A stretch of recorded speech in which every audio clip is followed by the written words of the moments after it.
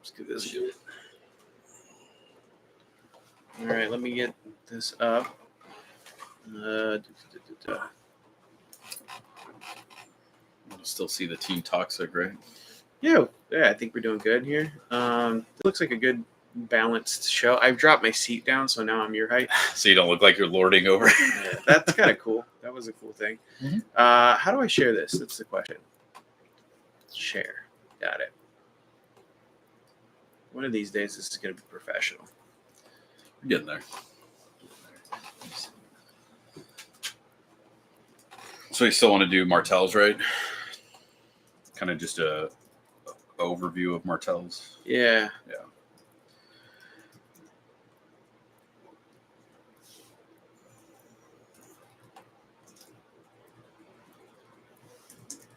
You're goddamn right.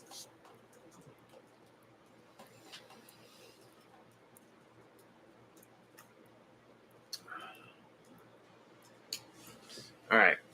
So we got that up, and yeah, now I think we can begin. Let's go. Let's pull up stats.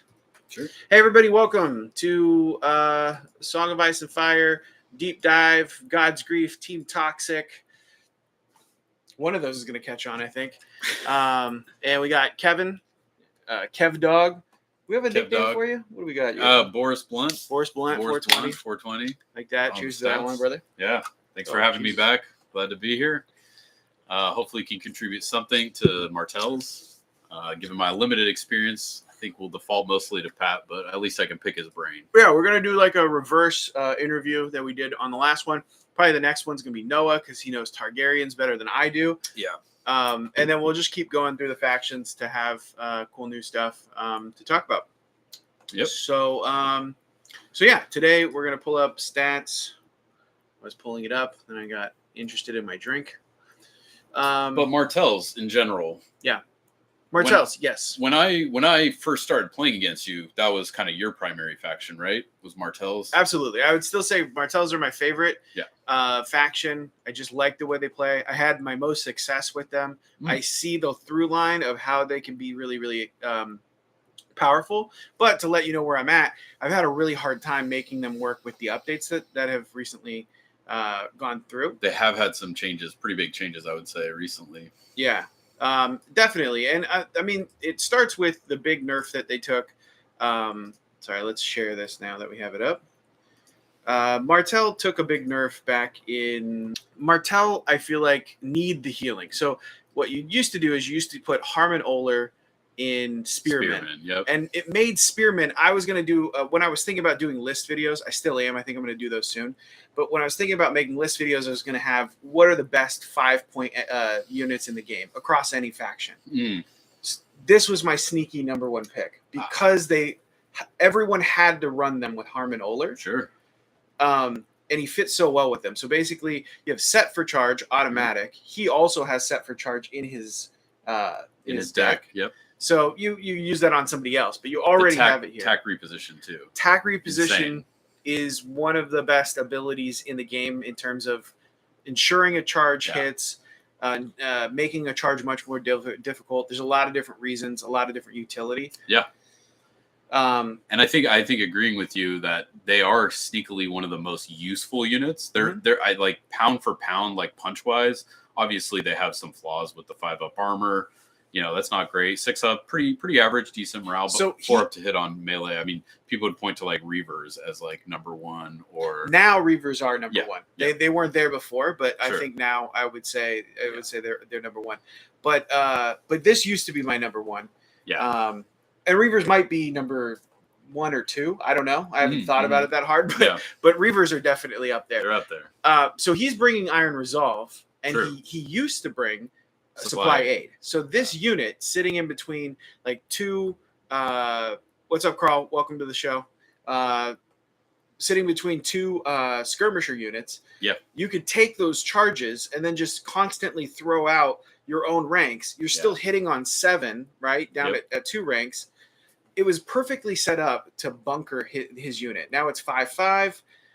You have set for charge. It actually could survive and help everything else survive. Sure. They took that away, and that destabilized the entire faction in my estimation. Yeah, I mean, I think some people would say it kind of needs to be done because his pick rate was so high. Sure. You would always see people taking him, and they probably wanted to encourage other people to play other commanders. So I can understand why they did it, but it really took away one of their best tools. Like, his deck is still good. You know, set for charge, having that is great. Yeah, his cards are solid, but you're right. It was having that constant supply aid that is huge.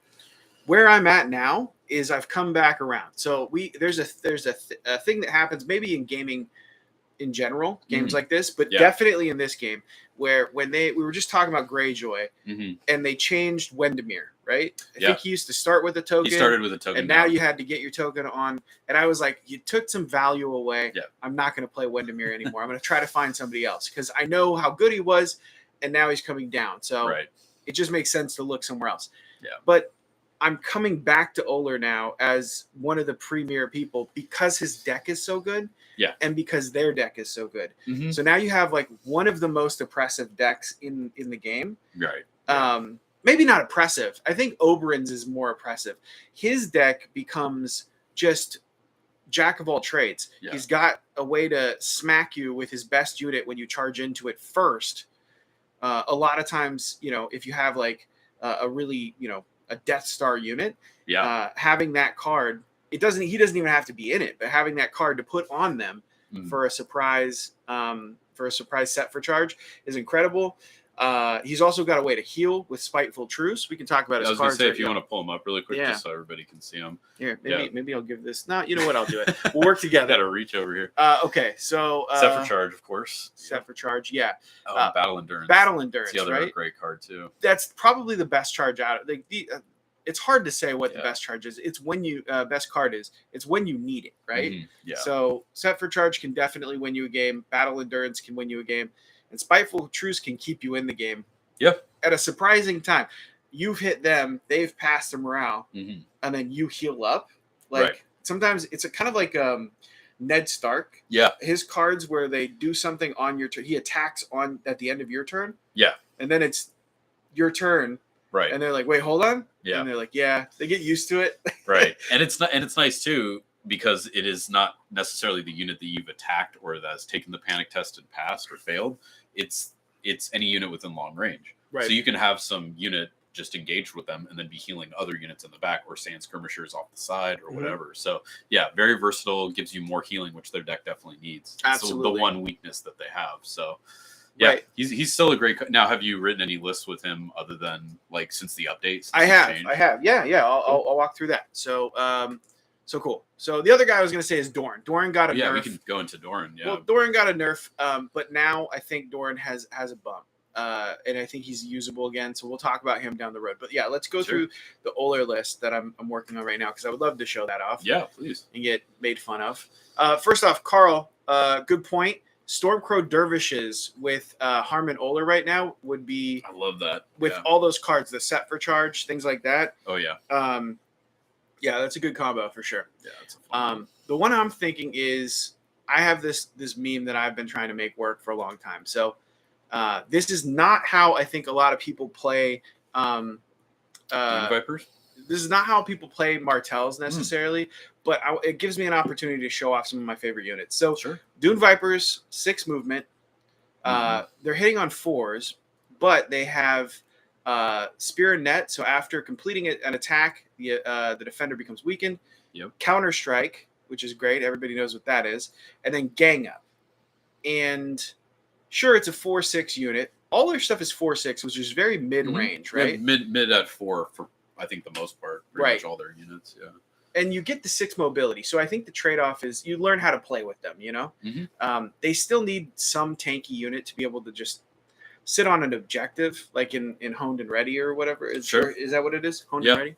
Or, people use Spearmen or the Royal Guard, obviously. Would probably be the other choice for that. Right. But I think Royal Guard can get melted pretty quick if you're not careful with them. They seem like their best bet for tankiness, especially at 7 points with their shield wall.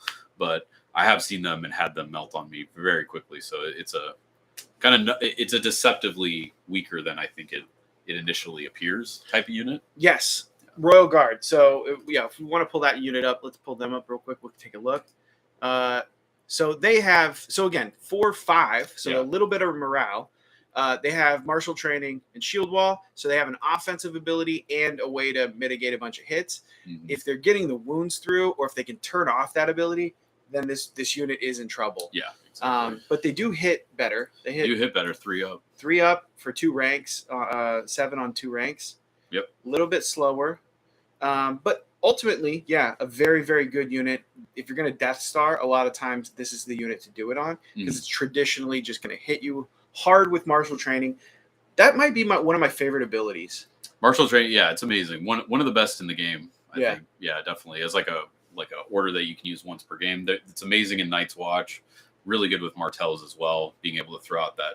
And especially, I mean, I can see a good combo with Oberyn, Commander, into Honor Guard as well. So combining with his abilities, I think that's where they shine. Here's an interesting thing, right? I just played a guy who did this. So this is going to be my second list, right? So you have Oberyn Commander in this unit. Mhm. And then you also throw Edric Dane in the unit. So now yeah. a 5-up armor or 5-up morale. 5 up You morale. throw a tree down like on the center objective. That's what he did. This German fella I played, and he came in with this unit, and now I'm hitting him. But every time he's healing 1, he actually forgot his shield wall one time. So I took like 8 wounds off of him. But then by the time he had 2 sand skirmishers in the back shooting. Okay. And so it was triggering Edric Dane to heal him one time with the guy that's engaged. And he's rolling at a 4 up, so he's exactly. Pass, yeah.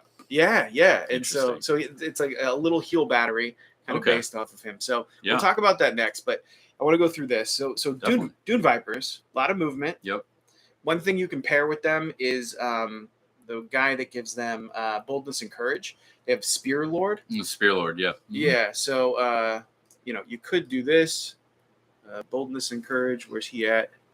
This guy's also very, very good in the Sand Skirmishers. Mm-hmm. Because a lot of these guys in Martell have 7/6/4 degrading. Right. And what the Spear Lord's going to do with boldness and courage is take him up to an 8/7/6. 8/7/6. Yeah, exactly. As opposed to right. 5, right? Yeah. So they sneakily, that guy works better in this army than other armies. Okay, I wouldn't have thought to do that combo. I've never seen him done with Spear Lord into Dune Vipers. That's an interesting one. It's one where you can do it. I don't know if he's the best spot for them. Interesting. But you'll see a lot of 7/6/4. Yeah. In this army, and every time I see it, I'm like, okay, well, that's one place I can sink one point. That's a good point. Yeah. Just to make this a bit more effective of a unit. Yeah. But we're gonna go Harmon Oler. Next up, I'm going to go. So this is the whole point of this list is to get this guy engaged, keep him alive, but I want to turn on Gang Up, right? So Harmon Oler, and then I'm going to run 2 of these Starfall Outriders. I love Starfall Outriders. I think they're a fantastic 6-point unit, especially with that 6 movement, the crit blow, rally cry. I've been decimated before them with much more expensive units just on great rolls and their ability to sustain. Yeah, I think it's a great unit. Yeah. I mean, 5/6 is a unit that can die quickly. And typically, if you bring a unit with Rally Cry, the opponent wants to get that guy off the board first because that just creates sustain in the abstract, like in the aggregate with the rest of your army. Yeah. But this unit is kind of my bread and butter whenever I play Lannister, Martell, because I want the mobility to go out and sit on tokens. Definitely. Or objectives. So any way that I can make these guys better, I want to do that. And the way I do it is by giving them Gang Up. So one thing with Gang Up, you can rarely get 2 units engaged from the front because the opponent can determine that, hey, I want to align this way. Sure. And then you try to force the alignment so that you can get another guy in, but a lot of times they're blocking you. Yeah. And so you need like either Sentinel to get into their flank, or in this case, you have the Cav maneuver. Get into their flank, and now you can hit, so you can reliably at least get 1 Gang Up off. So the idea would be you would pin them down with Vipers first, and then you would encircle. Yes. I'm going to hit a flank. Unless they try to double up on the Vipers, which isn't a bad idea because the Vipers don't look super healy. But with the Counter-Strike, they also are going to throw out a weaken. Yep. So Interesting. Okay. So, but also you have Harmon Oler. He's got a little bit of healing here with reinforcements. So at least heal 1, maybe 2. I don't think that's his commander version though. It's the same though, right? They both have reinforcements. That's the one. Yeah, you're right. That is, that's not the commander. But I think version. they both have that reinforcements. Yes. Yeah. So let me put his commander version in here. Good call. Yes, they both have reinforcements. Okay, so they both have that. He just gives them better survive with Iron Resolve. Exactly. +1 morale, -1 on failed. So yeah. So and that kind of counts. That equates to wounds as well. If your Iron Resolve is saving you a wound every time you fail panic, and giving you a 5-up, that's kind of the cutoff, right? For where your panic matters is at 5. Yep. So, so that's one thing. Also, think about this: if he champs 1 hit, and then the next turn, you don't have to wait to get somebody in range. The next turn, you're hitting your rally cry. Now, that's it's a way to kind of generate or manufacture sustain. Right? Yeah. It's kind of like sneaky ways, but like.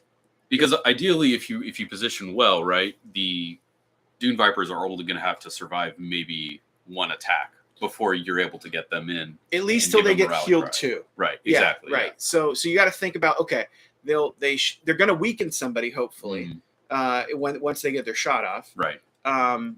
But yeah, you're going to heal 2. That might keep you from getting 2 shot, and then you get another one of these guys in. Yep. And now you have another heal 2. And now the person's run out of their best shots, right? They've done their charges. If they have like assault orders, maybe they can get them off. But still, you might have ways to. He's also got the card, right, where you can heal off of their like past panic test. Exactly. Yeah. Yep. So lots of different ways to do it. No attachments in them though. No attachments. You don't run any attachments. Okay. No, because then look, this is just a list that I'm trying out. Yep. This could not work, but I want to run through it. The next thing is Darkstar. Yeah, great unit. Darkstar's retinue, but I'm also going to try him in them because Furious Charge I've just fallen in love with. Make a person vulnerable on your charge. That's beautiful. But also the insight, sneakily getting your highest attack die value when you're low ranks is really good. You get the Vicious, and then his unit has the Fueled by Slaughter, crit blow. So, and they're hitting on 3s again, 7, 6, 4, right? Another place where you could sneak that guy in there. That's true, yeah, to make them really gross, right? So actually, that is a good point, right? So this is a 1-point unit, and so is Spear Lord. It is, yeah, it is. I mean, I think High Hermitage Sentinel is also a good option as well for a 1-point, but hey, more attacks never hurts, Yeah, getting more attack dice. This is like the one thing I'm not totally sold on is him in here. I'm just kind of really into Furious Charge right now, and also Insight I think has a lot of application just for the highest attack die. So yeah, I'd consider High Hermitage Sentinel for sure. And what about Quentin as well? Do you like to do Quentin? The one thing I'll say I want to talk about High Hermitage Sentinel real quick. Sure. Enhanced mobility is great, but once you're attacking, now you've spent a point and you're not really getting anything off of it. And it's kind of situational. Like you might want to set a plan around getting him like out to somebody's flank really far to use this. So I don't know if I would use him necessarily here. Ambush is great if you can get into somebody's flank. So that part I really do love. But I think that enhanced mobility, just in my experience, I haven't built around it. I don't know if it's super. I think it's great for repositioning at the start of the turn. Yeah, after deployment is done and you want to go to the other side, just moving that 14 inches or 12 inches, whatever they move initially. And if you have a spearman, you can move them another 3. That's really strong to just like go to the complete opposite side. Yeah. Or I like that.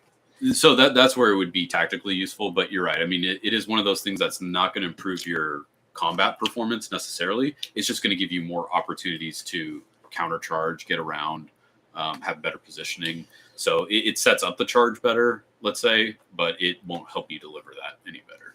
Yeah. I mean, I've just, out of using it a few times, I don't love, I've seen other people use them really well. So like if you build your whole list off of that feint move, I'm into it. Yeah. And then it makes sense to spend the point and do that. I did one time, I was doing Baratheon, and I had 2 Riders of Highgarden against, I think I was playing Mirror Match, and he had Champs of the Stag. And the first two deployments I did were my what are they? Riders of Highgarden. Yeah. Riders of Rohan. The Riders of Rohan. I did them on the far right hand side, and he matched me with his guys. Right. And I immediately shot over to the other side, and now he's out of position chasing. And he's moving 4. And he's moving 4. You're moving 6. So and then you multiply that times 3. It's gonna be a lot harder for him to catch up. Yeah. So I do love a good feint. Sure. And move and Martell are great at that. I've also messed up a few feints because I'm playing Targs right now, and if everybody's feinting and the opponent doesn't really care, you've just wasted a whole turn, and now you might have some people out of position. Okay, I see. Yeah. Sometimes I'll feint just because I don't have anything else to do. Like I'll just switch everybody around like a quick alignment shift, and then people might be a little bit out of position. So. And that is very dependent, like you said, on what list they're running. Yeah. Like if you're playing, like, let's say a Lannister player with Pyromancers. Sure. And they deploy opposite you, then you would just want to, okay, I'm going to shift away. Yes. Now you're going to have to take forever to get up. Yes. To get close to me to shoot now. The time short range. The time that the feinting didn't work was when I was playing against Martell, and they had 2 sand skirmishers who are going to engage whoever's there. It doesn't really matter. And they don't have to like catch up to you. They can just shoot you from wherever they want. Yeah, that's a tough. That one, it's a pick them. They can go on either side. They're fine. They don't care where you go. They can get to you. I think what I realized is just go charge those guys, because if they can have that ability, just squeeze them so that now their ability is I retreat back. I'm on my side of the board. Mm-hmm. So that was a lesson learned. But they degrade quickly too. That's the thing. If you can start whittling them down early, they won't do nearly as much damage. But I'm sure we'll get to them at some point because they're one of the most popular units. But Darkstar is great. Darkstar is great. Another one to consider is Obara. She gives sundering. Yeah. There's not a lot of sundering in Martell, in my experience. No, but they do have the attachments, like you're saying, to be able to add it into a lot of units. You can do this one. What's another one that might have sundering? Does Oberyn give sundering? No, he's precision. I haven't used much of Oberyn. The attachment, I think he's got like expert duelist. Let me check. Oh yeah, it might be expert duelist. Which is 1 free wound, always good. Oberyn, expert duelist, and Viper's Fangs. Viper's Fangs for vulnerable weaken. Okay. And they have a lot of stuff that's this like, if you attack somebody who hasn't activated this round, all of that sort of eats out of the same bowl, which makes it so that only one of those are you really getting good value on for the most part. Like you can only run one of those in your list. Yeah. So I don't love that. And it's also, what if the opponent goes first and they activate? I guess activating, there might be some application because they want to take the swords or the bags or something and gives you an attack. But it just seems a little too situational for me. Yeah, I would agree. And at 2 points too, I don't know. Yeah, he's also 2 points. Yeah, it's tough. But let's do Gerald Dane. Gerald Dane. I do like Gerald Dane. Yeah, I think he'd be a fun one. I think clearly he's kind of designed to go in them High Hermitage Sentinel. Also Quentin too, if you want to get the outflank. Sure. So then it's easier to set up those overruns once you kill the first unit. And that's the thing. You have overrun on this unit as an order. Right. So if you are engaged and you're down ranks, and then you go up to highest rank, you get vicious, and you push through. Now you've set up Furious Charge again, right? You can combo off into another Furious Charge. Keep going. So he is a Death Star. So basically what I want to do is I want to have units that you think you have to like address, right? You have this unit, you're like, I might need to double team this unit so I don't have this guy running around causing problems doing gang up. But I also have this Death Star unit that's kind of flanking me and like moving up my side that I need to pay attention to as well. True. And then another thing I'm doing, listen, I know I'm crazy. What's Carl here? Let's check like he's been talking a lot. We haven't been addressing the chat. Carl, we're sorry about that, We've bro. been slipping. We're going to get you in here. We hear you, and we hear you, brother. We will follow suit. We will look into it. If you always charging and retreating. Yeah. Dude, Stormcrow Dervishes, you're trying to get them in here. We're going to talk about them when we're on your neutrals, bro. You're going to be in here talking about those for days and days. I have, just to mention, Carl, I have done that combo before with them, and it is very fun. Which ones? Very fun. Stormcrow Dervishes with Harmoneller Commander instead of the Dune Vipers. This is just another list. But that is a very good combination as well. Why does it Oh, set for charge. Oh, so you back off and then they charge You can make an attack retreat before they get a chance to attack you. Yeah, because it happens triggers before. So. It's also really good in him with this. My old list had 2 skirmishers with it, right? Mm-hmm. So skirmisher, retreat, shoot. Now you charge, set for charge. You can get them down to rank a lot of times, and then now you're surviving. So that's interesting because at least when I play, in my limited experience, when I play skirmishers, I tend to try and never get them engaged in combat. I try and always keep them out. Yeah, I don't think I've used them very much at all in like actual melee combat. You shouldn't.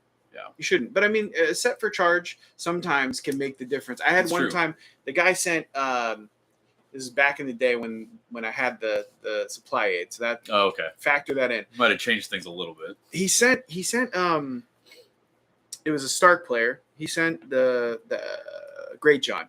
Great John comes flying up, and I think he has an auto 6, right? He can like take wounds and auto 6. Yeah. Mm-hmm. So he did the reckless heroism. Yeah. Took a few wounds, charged me, and then I think I said lowest attack die value. So I nerfed him as he hit me. And then I retreated off, fired at him off the retreat, and then he charged me again. I think I had another set for charge, and I hit him again. Oof. And then I can't remember exactly how it happened, but I just kept stepping back and just peppering this guy as he was coming in. You're kiting him as he's coming in. Exactly, yeah. It was a lot of fun. Yeah. That's why people hate him, clearly, in the chat. Some people hate the skirmishers. They're a hateable unit just because they can do that. Dude, that's my brother that hates the skirmishers. I don't think he's good point. Have you seen me play the skirmishers, Mike? When I had the double skirmisher list?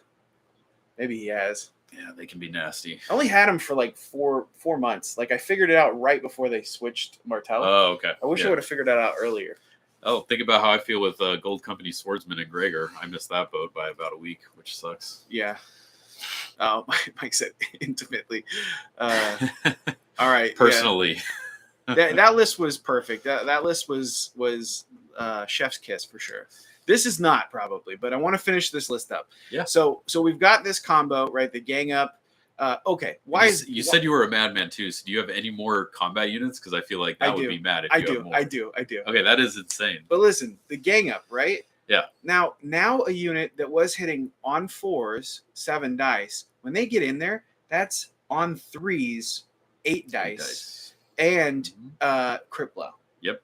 I think Noah had a guy that was on like full 2 ranks, and I hit him. Oh no, it was his dragon. That was what it was, and he had 1 wound, so he had 7 wounds left, and I hit him in his flank, and I did like 11 hits -1, so he's on 5s. It's basically a lance cav right there. Exactly. So now you've created land, and they're oftentimes hitting in the flank. So that's your sundering. So you're getting sundering and -1 on morales. Yeah. So sneakily now you have 6-point units that are now you have to keep him alive, right? Right. But I think you can do it with the rally cry. Like they kind of they feed into their own thing. Okay, so that's that combo. Now you have this sort of Death Star unit that you also have to worry about. Lastly, now this might be crazy, right? But I'm gonna go and I'm gonna take a neutral unit. This is for Carl. Where are they? The worst neutral unit, in my opinion, Stormcrow Mercs. And I'm going to put, let's see, not Elia, Nymeria Sand in them. So this is now a trap unit, right? Okay, yeah. 4-6, not great. They're hitting on 4s, 7-5, 4, so they degrade bad. You're taking them for the -1 to the attachment. Right? Exactly. Yeah, exactly. Now, -1 of the attachment, what does the attachment do? Advantage strike, so when attacking enemies that have not activated, so this is your one not activated, you might use her. Maybe you take the bags, right? That might be a way to, I think they have motivated by point. Right. Mm-hmm. Maybe. So perform an attack from it, yeah. Get your rerolls, boo-boo. I feel you. What you're really picking her up for is Dornish Vengeance. Okay. Not Roynish Vengeance, which is one of their cards, but Dornish Vengeance. Yeah. So after the unit is attacked with a melee attack, if you control the swords, the attacker suffers 2 wounds plus 1 wound for each of this unit's destroyed ranks. So if your unit dies, that's it. If your unit gets 1 shot, whatever, that's bad news. But you're going to have the swords for 3 rounds with this list. And so now you have a way to do auto wounds. You're soaking them up. You can sit him on a token, and you have this guy backing him up. So whoever hits him is going down ranks, and now you're smashing into them with a guy with crit blow, makes them vulnerable, and he's got the sustain to next round, hit them again. He's healing himself. So I think there's a combo here too. You bait them out with this guy, which is kind of a throwaway unit. They're like, why wouldn't I try to take this off the board? Sure. And then you counter with this guy finishing them off. Okay. So you have two problems. You have two different problems. You have this little situation and this situation here. I think that would be a lot of fun to run. And I think situationally, the Dark Star Retinue can be useful to help out with the gang out as well. Like it can choose its target, whichever one it wants to focus on. Exactly. And we can pull up Sim, and I've kind of worked this. I actually recommend this. If you guys aren't using Simulator to just lay out like how you want to deploy and what your first move is, I think you're missing out. Or you're not taking full advantage of a tool that is available to you. You're trying to see like positioning wise, like where you can align units and how they would move up and things like that. Exactly. In a hypothetical game. Yeah. Let me pull up Sim and I'll kind of show you what I'm talking about. Interesting. I haven't tried to do that yet on there, but it's a good idea. It's pretty cool. I'll just I'll make a training room or something. And then we'll finish this army out, and then we'll load them out. So how much points are we at right now without NCU? We should have 8 points left. Part of this is I kind of building this for Feast for Crows, which I have a lot of trouble with. Okay. So let's just imagine we're playing Feast for Crows. There's a trick in Feast for Crows where you can dictate where the person's fighting. A lot of good players know this. I know Bob knows. This is a Bob trick. And we're just going to do my combo, which is Ilaria. She bonuses when you have, not just her, but anybody's on the swords. She can toss out a token, and she's a mother, so she picks one up off of your unit every time. But she can toss one out when you have the swords. This guy just goes and sits on the swords. So you'll have swords for 3 turns in the middle of the game. You take the swords with him. You kill him on the swords the next round, so he's sitting there. Making sure she goes off, making sure Nymeria goes off. And then the next round, you go first. So with Ilaria, you take swords again. That's 3 rounds in a row. They can't get off Rising Temps. They can't get off Unbowed, Unbent, Unbroken. And all of this stuff is locked on for 3 rounds. Right. Does that make sense? Yeah, totally makes sense. Yeah. And I think as a faction kind of overview of the Martells, I think they do have some really strong NCU choices now. It's just kind of unfortunate because I think a lot of them are 5, so it can be sort of hard to fit, a lot of those and a decent combat unit as well. Like if you're taking like 2 5 points, like I've seen Tyene, Ares, and maybe Arion, combos like that. I think it's hard to fit as much others. Like I would just be personally less likely to take maybe a 2-point attachment. If it means like, oh man, I have to take this 5-point NCU because it's so good. But I like how this gets 2 of, I think Ilaria is probably one of their best 4 points, and then I think Ares is really good situationally. Sure, like for those sword blocking and more sword control. Yeah, perfect choice. Yeah, he's a tempo play too, right? He's a tempo play that when he's going to go down. You've done it a million times, and your opponent has maybe only played it 3 or 4 times at most, right? If they've played you a bunch of times, they might see it. That's your worst matchup is when someone's played it and understands the tempo. But if somebody hasn't, then they're coming in and they're like, oh, I can't get I'm hitting -1, no tactics cards on my 2 best units for the rest of the game. Right. Which we'll talk about the deck pretty soon here. But that's the whole point is that you want to block those swords for 3 rounds, and it can really throw off the opponent. I've also seen him a lot with Tyene too. I think Tyene is a good combo with him with the Strangler. Tyene, yeah. See, I think Tyene is a bit of a trap. I still feel that way. Okay. Let's pull up Tyene and look at her. We can just focus on this list for now, but I think she did get tweaked a little bit, and I think she's really good still. Yeah. Well, actually, let's go through NCUs after. We're gonna take a look at this list in Simulator. Also, show off Simulator a bit. Oh, nice. I think it's worth showing off. Very strong combat presence with this list. We'll see how it goes. I mean, this is the thing. I get super excited about a list, and then I go to where am I sharing screen? No, not that one. It's got a lot of mobility though, so I have On to have paper, mobility. it looks like you got a ton of positioning capabilities, which is I have nice. to have mobility. Mama said be mobile. Mama said be mobile. All right, did we export it? Okay, I think we did. So we'll jump in here. So you export it from stats, and then you can load it into the tabletop sim. Yes. That's awesome. Confirm. So you haven't played it yet? I have not used it at all. No, I'm a newbie to it. We'll have to get you in there. So you click this button. This will show you your deployment zone. We can also pick game mode here, and we'll go. So you're saying Feast for Crows is kind of what this was. I did this for Feast for Crows Nice. because of the thing where you can dictate that they have to come to you and split their army up. Right. Especially when you have mobility. Yeah. So we're going to do Feast for Crows. This is just for positioning. We're not going to put cards out. But how I have this deployed is I want this unit on one side facing the corpse pile. So this is going to be one area where I come on, drop it. What's going on? It's your Harmonoller in Dune. Harmonoller and Dune Vipers Nice. facing one of these, right? Gotcha. And then the other one, I'm actually going to put a unit that I want you to come fight, right? So I'll put Nymeria and the Stormcrow Mercs in the other one. Right. Now, these guys are going to be really juicy as a target because they're going to have 7 panic while they're sitting on that token. So you might have people bombing you, right? Oh, yeah. Fair. You do want them to try to engage this guy because otherwise they're just going to sit there. Yeah, you're going to be dumping a lot of crown shots into them, but it's going to take someone getting there to get them off, or they're going to score a lot of points. Right. That's what I'm thinking anyway. Now, do you leave any room for the cav on the sides, or do you tend to move those kind of more in the middle? That's a great question. I'm kind of thinking that I want to have, the token on the far left of my unit, right? So if I go any further, I start to close off lanes out there. But this is at least where I'm starting. I haven't done the math on this, but this is kind of what I'm thinking. Sure.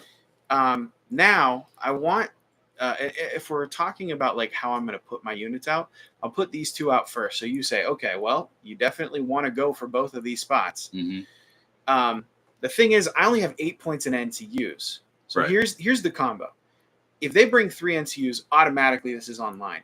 I have more units on points on board, which means if and they sit on the other and they don't kill anybody, then I am going to win on points on board. Puts the pressure on them to bring the fight to you. So now they have to address. They can they can send all their units to 1, but I'll be scoring points the whole time. Maybe with both of these, but probably at least with 1. Right. While the other one's contested. So again, they're in trouble. So what I want them to do is split their army and say, all right, we're going to send 2 guys over here and 3 guys over here, or 2 and 2, right? That would be another way, or 3. And we'll have 1 kind of like keep an eye on it and maybe make sure we don't get flanked or something. Right. But I want them to be thinking about 2 different fronts coming at them. That makes sense? And especially with your commander being there, I mean, that kind of looks like a juicy target. If there's nothing readily immediate also threatening a unit. Sure. Like if you deploy, let's say, this first, and then I deploy 1, then you deploy again with Harmonoller's unit. Yeah. I'm going to put whatever my best unit is probably facing him. You're going to face. Okay, so that's interesting to hear your psychology. So I'll probably put him out first, right? Right. Then I'll put down something and then probably save whatever my killiest is to. So you might come put your killiest guy here last or something, right? Yeah. I'm trying to think because it's like sometimes if something's left, like, okay, I see you're deploying over here. I might think you're going to completely forget the other side. Sure. So then I'll start counter deploying. But then I see, if you put, now you're covering both, I should focus on that side as well. So now you're making a choice. Where are you gonna defend? Exactly. Perfect. I get to see where I have my own plan. Yeah. But I'm playing I'm playing for second down, basically, right? Yeah. Okay, I like that. Yeah. So this is the idea, and then we're going to. Okay, next one we're gonna put where the cav go. Cav unit right here, and then we'll do another cav unit right here. So now that this cav can go and help out here if need be, or what ideally you want to do is bring 1 cav behind your unit and 1 cav kind of sitting back here and wait for we'll kind of show the deployment, like the idea, but yeah, I'll set it up like this basically. Okay, gotcha. So this is my main support for this unit, right? I have him here, And then I could send 2 of these guys over to be main support for this unit. Or if they only send like, 2 units to fight them, I'm not afraid of them. I just send 1 of these guys, and then this guy comes over to help out this other team over here. Right, and he can also provide those rally cries too. Exactly. So because he's in the middle. So And now what if you bring him up a rank so that you have to hit him again, and I'm going to have the swords for 3 rounds. So now you're taking, where is it over here? Let's see her card. I'm super into this right now. Yeah, now you're taking 2 wounds plus 1 wound for each of my destroyed ranks after you attack me. So 3 to 4 wounds. Right. If you don't kill me. It's just a lot. It's a lot. That's a lot. Yeah. A lot to deal with there. Yeah. Especially on a unit that's probably not going to do much damage on its own. Exactly. Like, it's not threatening in combat, but having her in there makes it more threatening. Right. And then they second guess, is this worth attacking? And I'm going to suffer a lot of wounds during that attack. Is that worth it? Right. So how I'm going to position this is these guys come up 10. So you march them right off the bat. Well, you're trying to get, I'd say you're trying to get the horses, or you're trying to use Cunning Ploy, which is in their deck. Sure. Because you really want to be up here and then pivot to make sure that, so it's hard to align over here, We might have to actually scoot a little bit further out for that to work. Yeah, because right there, I mean, that would be the risk is if he's counter deployed, he can maybe get a side charge on you after his march. And this is why I think Sim is great, because now we can learn this lesson. Maybe I do scoot him out. Maybe this is the one that I scoot out far because I don't have anybody on the outside. And then it gives you a greater chance when you're coming up of getting a charge on him there. If he charges your side there, it's going to be harder for you to get the charge off. Right, exactly. But I think having him slid over a little bit more might be better for your counter charge. Perfect. So I pick this up, and then I sit back here, and I say, come over, charge me. You're coming over a corpse. You're not getting your bonus, et cetera, et cetera. Maybe I even pump him out a little bit further, right? So he has an easier charge. He's going to come up maybe here, maybe even less. So it looks like it'd be a 6-inch charge. Yeah, if they align. Let's just say his landmark that we want to get into. So maybe we start him back further. Is like right here because we want him to be auto 6. Yeah, he's guaranteed to get in. Right. So right here, even if they line up on this side, my left side, he's still going to be auto 6 in. So that's really where the landmark that we're going to look to put him in. Put him here, and then he can pivot on his turn and go and fight. Yep. This unit, we have to keep the side open because we want to come around with one of the cab units. Exactly. Have space for the cab unit, right? So say he comes up and pivots, and we'll do the same thing. We have another guy come back here with visibility on the flank, and if they align with this second spot right here, to come up there and get him. Right. Now the question is, if the person aligns, their alignment right here, I would have to check and make sure that is a legal charge. Yeah. Which we can take a look at.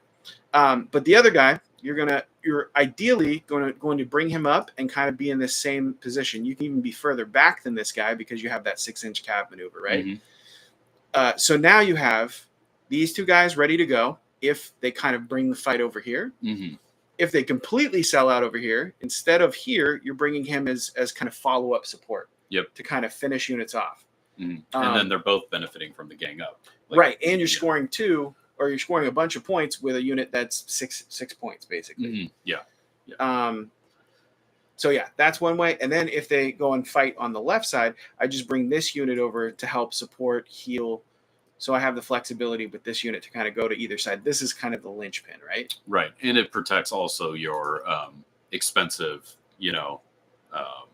fuel by slaughter overrun unit, with their 8 points, I guess, with 1 attachment. So it's a big investment, and he can cover their butt too if they get countercharged after they protect the mercenaries. So yeah, I like that deployment. I think it's great for 2. It does kind of leave a gap in the center, right? But you're only playing a 2 objective at the start anyway. So you don't really need to focus about having like a line or bunkering up in one area. Yeah. You can kind of afford to capture both. And as I test, maybe I find out what my other list is better at, and then I test just the game modes that are going to give that guy trouble. How would I take these 5 units and deploy them in a way to try to maximize their effectiveness. Right. So there would be a lot more testing to go off of. But this is just like one way. I guess I'm kind of doing a list build. That is what I realized.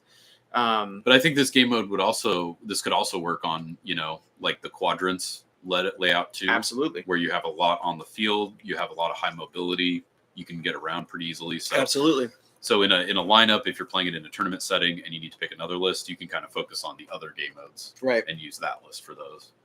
Right, and also that might be something to factor in, because that honed and ready, is that what it is? Or here we stand. It's here we stand or honed and ready. Honed and ready is the one where they shoot from the top. Okay, honed and ready. Yeah. Here we stand is the quadrants. Yes. In that one, if you have more points on board, you should be able to definitely hold your 2 spots where they would have to like send their whole unit over, like force them to push you out. Yeah. Because you have points on board. Yeah. And if you guys tie on your victory points, again, that it would force them to commit, right? Yeah. And they might theoretically. Totally. And they might have more NCUs, so they can potentially use that to bolster their field presence. But I still think unless they have a 6 point that they've already used and they're just using it to claim zones, you're still going to be up on board presence. Yeah. Even with only 2 NCUs. Yeah, for sure. Yeah. I think so. Yeah. So I think that would be good too. I like this list. I think this would be a really fun list to try out. Yeah, definitely got to try it out. I mean, I think it doesn't really have much ranged, which you typically see a lot. I mean, I've seen past tournaments I've been to, a lot of people running Jokin or Stormcrow Mercs with Martells to give them some long range fire, which might be that again was probably going to be changing as well with the new unit coming out for them. I think people will take that as a long range unit instead. But which one? The I forget the name, but it's the outflanking 6 point. Oh, the Skyreach Bowman or something. Yeah, Skyreach archers. Because right now they just have skirmishers as like a short range. They don't have like a long range. So yeah. I've seen people take the 6, although he's changed now too. But yeah, typically they will have some sort of ranged and force you to come in that way. But I like this where it's kind of built around that gang up, the healing that you get, and kind of the collapsing in on them. Yeah. I think it's an interesting thing. Again, I think fighters more competent. The other thing is they're a perfect target for battle endurance. Mm-hmm. Oh, and yeah, 100%. I had trouble with a list like this. Well, just with Outriders with battle endurance, where it was late game. They had, let's see, what's battle endurance have? I believe crit blow, sundering. Yeah, so rerolls on round 3. That's important. Sundering on round 4. They already have crit blow, so that's not going to do anything round 5. If you can get to round 6, it's alpha attack. Yeah. But what I had somebody do was they played set for charge on a unit that had rerolls, crit blow, and sundering, mm-hmm. and then I think he had like 3 6s. Yeah. So he smashed my unit coming in to kind of critically strike this unit. Yeah. Healed his own guy. Yeah. Yeah. And then you're hitting like a wet noodle after that. Exactly. Yeah. So it's one of those tempo plays that's really, really strong. I really like that. All right. So this is a list. Let's start going through, let's just do the commanders right now. Sure. I was going to ask too. So other than Harmonuller, you mentioned Oberyn a little bit earlier too. Yes. Have you worked out any Oberyn lists that you I have an Oberyn. Well, I have an Oberyn list. It's from the guy who just beat me in that European tour. So I could show you, but really I have to kill you. It's classified. That's his German intelligence. I will tell you that it starts with we'll go commander version. Yeah, Oberyn. Oberyn commander. I guess we'll move this guy up here. I do that every time too. Yeah, I do. And then also Edric Dane. We're going to talk about him too because he's really cool. Love Edric Dane. We're going to talk about Oberyn first. So Oberyn, he's got Manticore Venom. Basically, I think, and maybe Carl can help me out if he knows. I think it's you can hold off attacking and giving them the venom, but either way, it's you give a unit of venom. Usually, it's the first unit you attack. That unit can no longer heal, and there's no way to get that card off for the rest of the game. It's painful. I hate it. They also become vulnerable every time they activate, and if they are vulnerable and they would become vulnerable, they take a wound. So you're just leaking blood, not healing. It's crippling. That is oppressive. Yeah, it really neuters a whole unit. I mean, that is so painful, especially when you have an expensive unit that you've built it around healing. and survivability, Yes. it can just crush like a good 8-9 point unit. Just totally take them out of the game. So Absolutely. it's really strong. Now, if you put it on the wrong unit, that like a dragon or something, like dragons, like I don't know why the dragon just didn't attack and it just used its mobility and like sat on points. But there are ways that you can use that wrong, right? Yeah. So you got to be careful with it. But yes, this commander is very good. He's also got other abilities. He's always got precision and Viper's Fangs. When attacking enemies that haven't activated this round, defender becomes vulnerable and weakened. Yep. Very, very good. Great token generation on him. Yes, and great target for I need to attack with the swords. I want to have him engaged, right? So he's a great unit. And then his tactic cards are, I think, really, really where the rubber meets the road. Yep. So unexpected exhaustion, I think, makes everything go. Basically, when an enemy combat unit activates, they become vulnerable. Works well with his ability. They, take an extra wound. But typically you want this on the guys that are coming in to support whatever unit you've targeted as the one you want to eat up. You put this on as an additional rising temperatures, -1 to your hit, right? Mm-hmm. And if everybody's got -1 to their hit, suddenly nobody's that threatening, if you can find a way to kind of sustain and get through. So interesting. -1 to hit. And then also if they attack Oberyn's unit, they become weakened. Right. So again, more token generation and more blunting of that hit, right? Yep. Yeah. Token generation, absolutely. Yeah. And then Viper's Infamy. This one typically I wasn't running a lot of, but when an enemy combat unit activates, if that enemy is within long range of Oberyn's unit, it suffers -2 this turn. And if this enemy fails a charge, this turn it becomes vulnerable. So sure, I mean that's pretty cool. Sets you up for some good counter charges. Yeah, absolutely. Yeah, I need to get more out of this. I used to use this list. I also think that card got buffed. But I used to use this list with Arya Hota, who had Battle Plan. And so I would just a lot of times chuck this card. But interesting. It's a badass card. Yeah. I think he used it on me, but I was Khal Drogo, so I had enough movement to still get there. Auto 6. But again, I feel like Oberyn, and especially this combo, cards like Viper's Infamy, I feel like it goes really good into enemy like heavy infantry. Sure. I think playing into a lot of their expensive units, it's great because you're going to neuter their healing. They don't have a ton of mobility. So it's going to, I mean, if you're going against like a 5 or 4 movement, that going down to 3, that's going to be really painful. Now they're vulnerable and ripe for a charge. Like, maybe I need to take, like I said, a very good player beat me with this guy. And I had a lot of fun using him too, just throwing out a million debuffs and breaking someone's morale. Yeah, he's pretty fun. I played him a couple times. One of my favorite commanders to play. I think he's a blast. You like him? Mm-hmm. I do. I really think that being on the receiving end of it enough, getting that poison on you and not having it removable.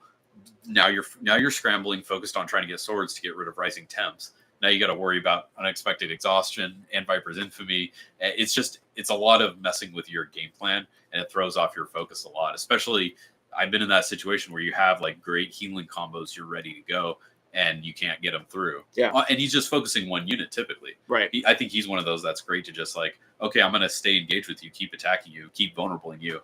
Now you're slowly getting whittled down again and again. It's a lot of fun to play that. It's a lot of fun to play it, and it's tough to play against. It's very oppressive. Yeah. And if you get the right combo of cards, it just can really shut down any army. Oh yeah.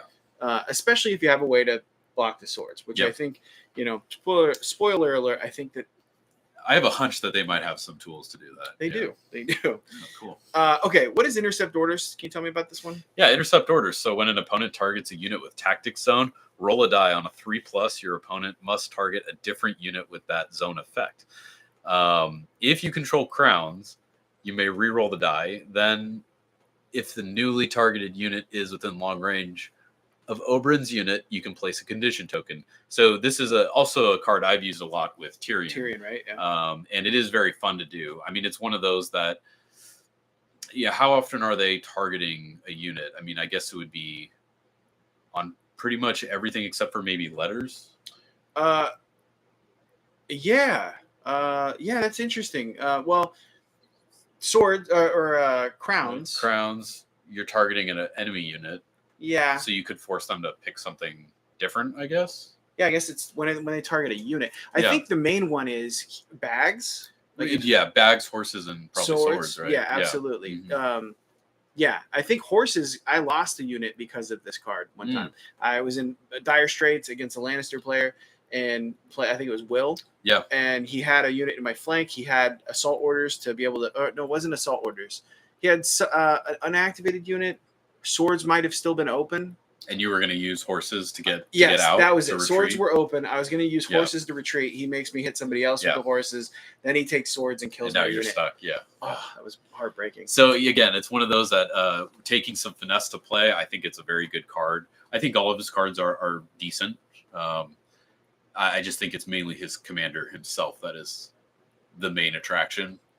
Yeah, his unit himself. But I do think his cards are very good too, with an already very good deck. We should talk about their deck, right? Yeah, because I think that's the best thing about Martell is their deck. Yeah, so it's one of the most frustrating decks to go against. I mean, we can start off with Rising Temps because I think that's the centerpiece of the deck. The most annoying. Yeah. When an enemy combat unit activates, attach this card to that unit until they are targeted by the swords.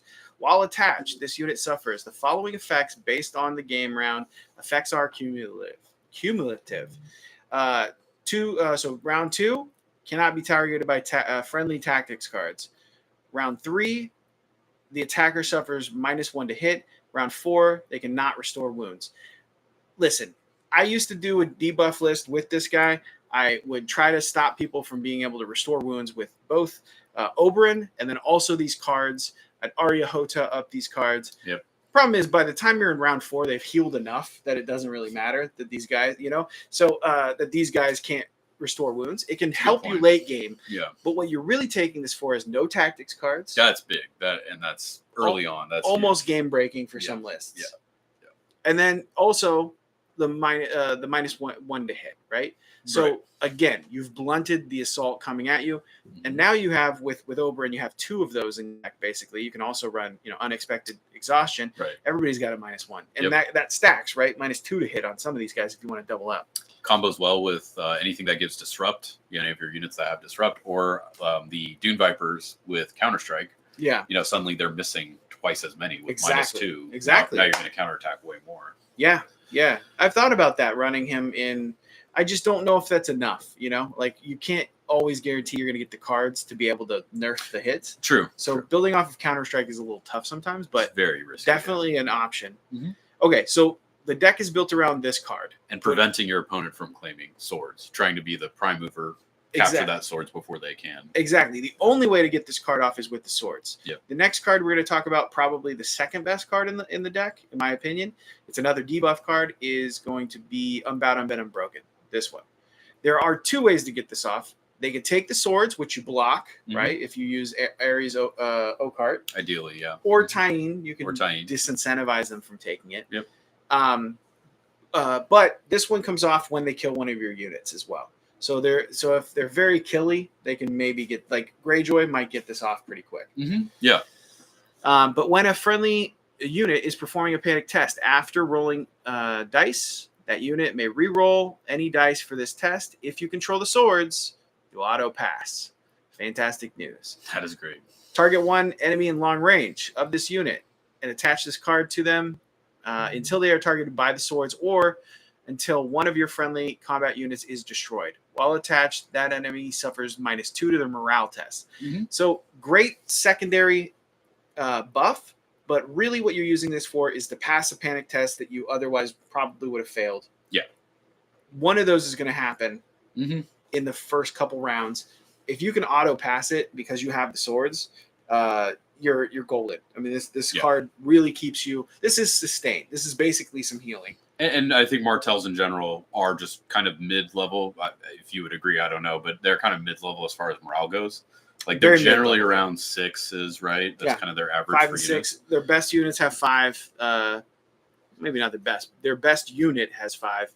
Okay. There's a couple with 5, but yeah. But 6. Still, compared to some other, things like Greyjoys where they can get down to like 4 or 3 on. They don't have anything that's a 7. Okay. Well, that's so yeah, very mid-level. But this does help with that because they're kind of right on that threshold of like, if I get vicious and a tree's nearby, I could fail it. Yeah. Absolutely, yeah. If you have corpse piles, Yep. yeah. If somebody's exploiting panic, you can get Martell with panic. Mm. So having this card is like, okay, you're trying to hit me with the crowns or whatever. You're trying to hit the vicious Lannister player plays, hear me roar or whatever. That's great because if you can burn a resource when you use this card, you're gold. Now, I think that one is. I think you're probably right. I think that's probably their next most powerful. But I also really enjoy Cunning Ploy as well. Cunning Ploy is incredible. I think it's one of their strongest cards. That's one I look for in commanders. Even it's like, oh, if a commander has that, that's a bonus. But just being in their standard deck, I think that's really good. I think one of the reasons Martell has the best deck in the game, in my opinion. Now I'm biased, but one of the reasons is I think you have 4 cards vying for their second best card. Right. And their second best card is better than a lot of other decks' first card. Yeah. So you have Cunning Ploy. When a friendly combat unit activates, this unit cannot perform actions this turn. Instead, target one other friendly combat unit. It performs one march, maneuver, or retreat action. If you control the swords before they perform that action, one enemy in long range becomes vulnerable. So that the swords thing is just a little bit of a bonus here, but basically you use this to throw off someone's tempo. You can get skirmishers close enough to do attacks, like multiple attacks in the first round. Yeah. Even. Oh yeah. You can retreat the skirmishers off of this card, get another shot. We got to talk about the skirmishers. They're an incredible unit. We'll get to them. Yeah. We're about to get to them. Yeah. But like we were talking about at the beginning of this discussion was the viability of spearmen too. Yeah. I think combined with Cunning Ploy, it's just another reason why they're such a great tool for 5 points. Is because, okay, they already have set for charge. I'm sitting them there anyway. Yeah. I'm going to lose their turn to give it like skirmishers or my cav another turn. Sure. Right? That's like basically movement up.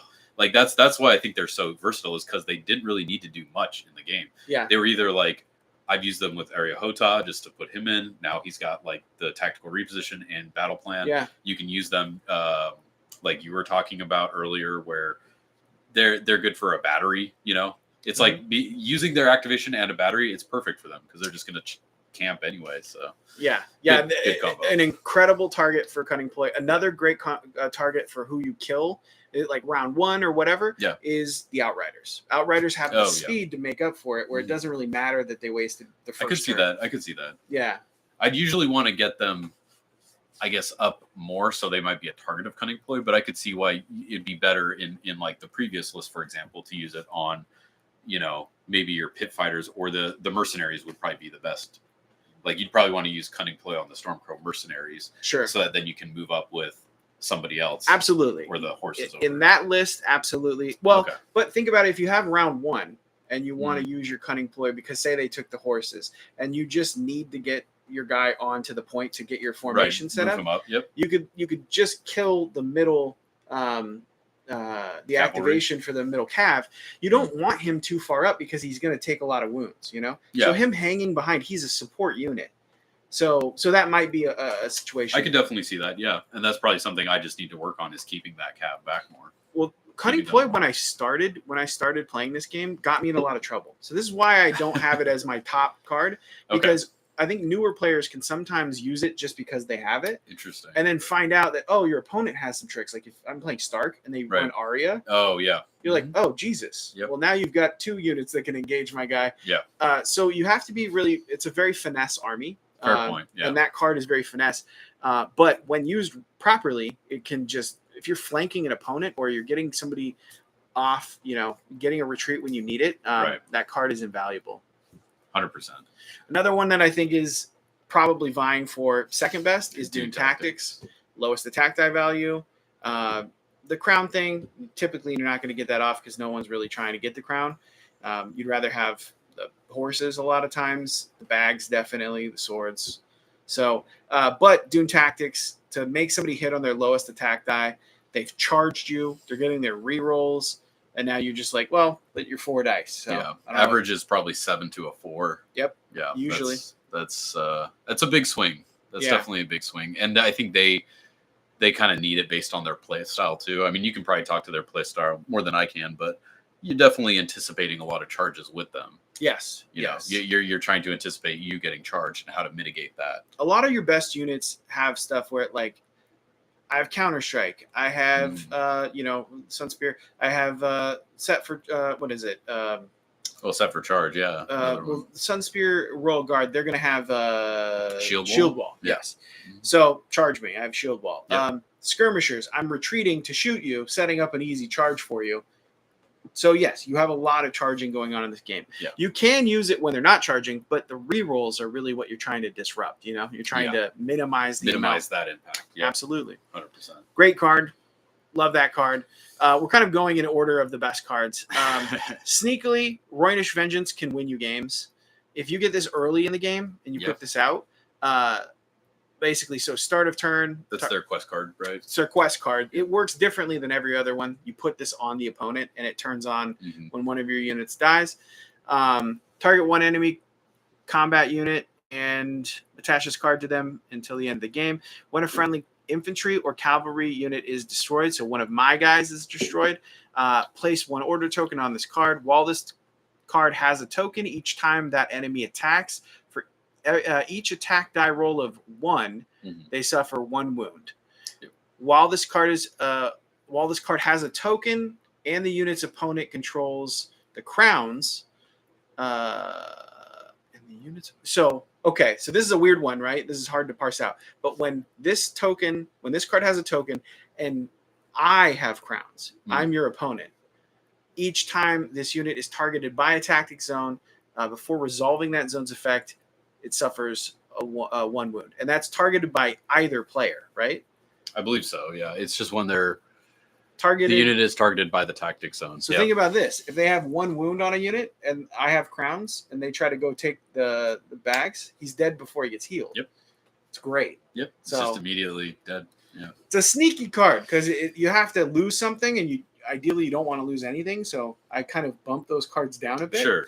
But for a quest card compared to other factions, pretty brutal. Like I would, compare it to like Lannisters, which is basically just vicious, and if you control crowns, you get +1 to hit. I think a lot of the stuff you're hitting with is already hitting on 3s anyway. Sure. So 2s is a big jump, but getting vicious, a lot of their units for most lists already have vicious anyway, so it's just redundancy. Yeah, I would ditch it. But Roynish Vengeance, I would much rather play on somebody. I think you can get much more value out of it, much more damage in the long run. Yeah. I mean, it's one that you also have to remember is on because you put it on so early. It doesn't turn on until something happens later. So a lot of times you're like, oh, I just lost a unit. Yeah. Well, how do I recover? You have to remember you have Roynish Vengeance out there on 2 units, and they're now taking wounds every time they roll 1s. Yeah. You have ways to put weakened out. You can maximize that. There's a lot of ways. That just comes from experience, just playing the faction enough. You just over time kind of get used to it because I forget it sometimes as well. But again, finesse. It's a finesse faction. You need to run them a lot to kind of get it all figured out. We're gonna breeze through these next 2. Superior Positioning, terrible card. I just don't like the card. It got a rework. I still think it's terrible. I think this has worked for me 5% of the time I've used it. I would agree. I think the success rate on it is pretty low. It's too conditional. Yep. They need to be charging you for it to work, number 1. Oftentimes it's auto in, so they're still going to hit you. It'll just be disorderly, but most of the time they'll just roll a 4. I mean, they have a 50-50 chance of defeating it. Also, you can't be engaged if this enemy charges. Oh, if they charge you in the front. And is there one about engagement? I think there is. Maybe not. Maybe they fixed that. No. I think it's just they have to be charging in the front. So, they can't charge you in the flank. You can't use this card. It's just too conditional. I don't like it. I would agree. Yep. Next one, Sand Diplomacy. There's one situation where this works, and it's in that 2 NCU list with Ares. So imagine start of round. It's round 3, and I have Ares on the swords. Yes. Okay. I have 1 NCU left. They have 3. Now I say, you pick a zone, and I'll pick a zone after you. Yep. And whoever takes one of those zones first they put out 4 tokens, vulnerable and weakened on 2 different units. Nasty. Now I only have 1 more NCU. So whatever zones we picked, you're going, and then I go, and now you have 2 NCUs sitting.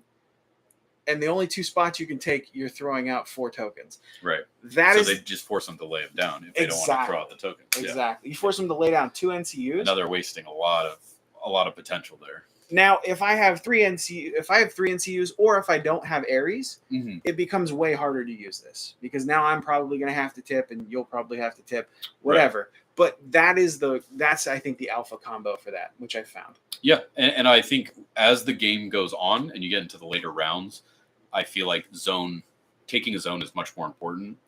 You know, it's very important, obviously, turn one, but, you know, it's like, okay, I could take bags, but nobody really needs it right now. Right. Like hard. But later on, that can be like a life or death. Absolutely. So they might say, I'd rather take 4 tokens and still get 3 healing. Sure. You know, or I'd rather get swords and try and finish off your unit, but now you're going to load them up with tokens. Right. So, yeah, I think it's a strong card into the later rounds as well, which is nice. It's just that it affects you so much if you bring 3 NCUs because there's 2 zones and you want one of those zones too. And so the only time I really want to use it is when I know I'm forcing them to either lay down 2 NCUs or take 4 tokens. Yeah. Then it's you know. I would agree. I think with 2 NCU it's great. Yeah. Yeah. But also when you leave one on the board, you only have one to activate, because I think the way it would work is if I do 2 NCUs and I go first, I can avoid it, but I'm missing a great zone, right? Yeah. Swords and bags, or swords and horses, whatever it is, right? Yeah. My first NCU has to choose a terrible zone, right? Then they go and they take another one, and then I take the last one. Sure, now they have 2 zones left, 2 NCUs, but they can, Yeah, I mean, okay, you can force them to do on your turn. I guess you could force them to either kneel 2 or take 2, but you're also having to choose bad zones with both of your guys. That's true. Like, say Ares, I want the swords. Yeah. So if I'm not choosing the swords, I can't kill him on swords. I also am not activating Ilaria's stuff. You know, so for one round, I've kind of hurt my own setup. Right. With my own card. That's where it's kind of annoying. So there is a trade-off to it. Yeah. Definitely. All right, cool. Let's run through some other stuff. So those are probably 2 of the best commanders. They have some other cool commanders we can talk about another time, but we'll just kind of run through some of the best stuff about the faction. Tactics deck, I think, is probably the most important thing. Yeah, one of the hardest to go against. I think they have a fantastic deck, and it really messes with your game plan. It's one of those decks that just throws you off and makes you just have tons of issues. It's almost like throwing a wrench in the machine, kind of a 100%, where it just messes with your plan a lot. If you play Magic, I think that it's like a blue deck. It's blue auras. Blue auras, okay. Right? You're like putting them on people to be like, you're asleep. You're not doing anything. Yep. Like, you're hitting like a bitch. Which I love playing that in limited. It's very frustrating to play against. Yeah. A lot of fun. Yeah. Okay. As a red player, I hate it. I bet you do. Okay, so Sand Skirmishers, this is a legendary unit. We got to talk about these guys. I'm going to talk about them with the Spear Lord in them because that's how I always used to play them. There are some other options. You can also run them naked. But Sand Skirmishers, I think, are some of the best units in the game. In my opinion, I have this argument with Noah all the time. I think they are the best ranged unit in the game. I can see the argument. I think they're definitely up there. They're clearly one of the best. You're a Noah apologist. No, I just think Jon Snow in those Ranger Hunters, or the little shooters as well, the other 6-point shooters, they're a very nasty combo. They are very nasty, but they did get the -1 to their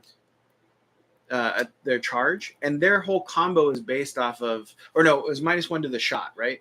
I think it was -1 to the shot. I think they're still the same to hit, but I mean, we could pull them up. But I'm the main reason that they're worse now, I would say, compared, is because the Night's Watch deck is worse. Okay, so you don't get nearly as much like benefits from attaching all these cards to them, where they could be, you know, attacking 9 dice, rerolls, shooting 2 or 3 times in a round. You know, now I think they're a little bit more in line, which is why the whole faction's a little bit lower. But I still think that's a very strong unit. I think this one as well, especially with some, you know, fun tactic zone play, you can just make them an outstanding unit. A good Martell player using this unit should be able to get them to fire twice, if not 3 times in a round. Yeah, if you can get the swords, you're probably going to fire 3 times in a round. And because quickfire is just that good of an ability. Now, again, their attack, 3 ups, 7, 5, 4. I almost can't. They're going to take charges. I almost can't run this unit unless you're doing a 875 for the way it degrades, right? Yeah. Because now on second rank, when you do your retreat and you fire, you're still dangerous. So that's kind of an auto include for me. There are some other options, but let's move on. Their attack, now they're a skirmisher unit. Noah hates this part. They're not meant to attack you with their melee attack. Right. He wants to make that work because it's still 7-5-4.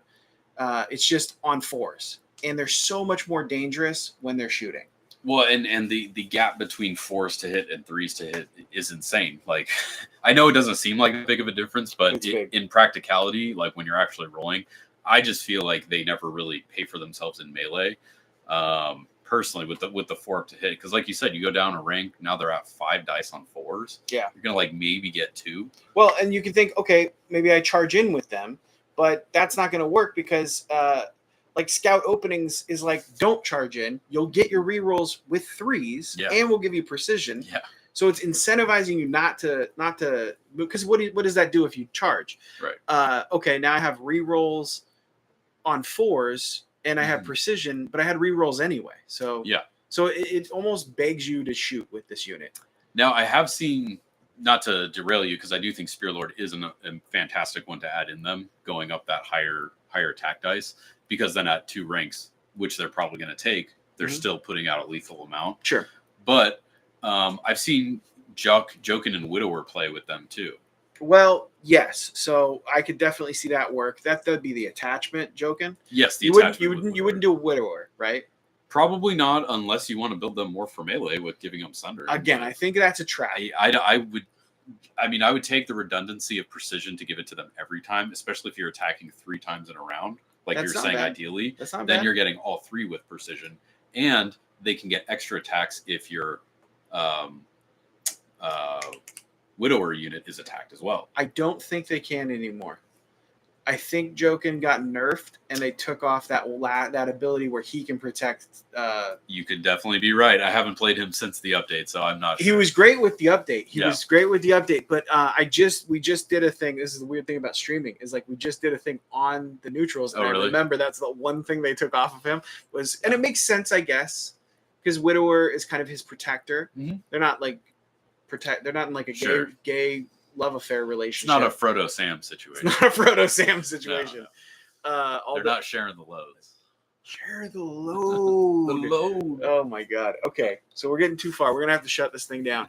But yeah, no, interesting. And I do like the idea that you're saying about the precision. That's pretty nasty. Yeah, that's just how I used to see a fun combo, but I totally get that that's not a thing. I think you're right. I think Spearlord, or as I've run them just for fun, High Hermitage to get them. High Hermitage is definitely something you can consider. That's probably what I would use with them. Yeah. Now, you don't really get the ambush, so this is the part I don't like. You're thinking of this as, I don't know, if I'm this is a 1-point attachment. If I'm breaking up these abilities, I'm saying enhanced mobility is like